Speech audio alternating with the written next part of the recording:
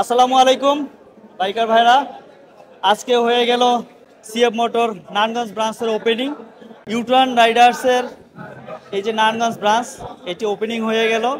So CF মোটরকে অনেক অনেক ধন্যবাদ বিসিএনকে ইনভাইট করার জন্য, এবং বিসিএনের পক্ষ থেকে সিএফ মোটর প্রতি অনেক অনেক শুভকামনা, অনেক অনেক ভালোবাসা এবং শুভেচ্ছা। তো এখানে আমাদের সাথে আছে আমাদের নূর সুলতান। নারায়ণগঞ্জের মধ্যে এরকম ওপেনিং আমি ফার্স্ট টাইম দেখলাম। সিএফ মোটর যে ঝলক আমাদের দেখাইছে, এটা Narayanganj one of the best একটা ওপেনিং ছিল, গ্র্যান্ড লঞ্চিং ছিল।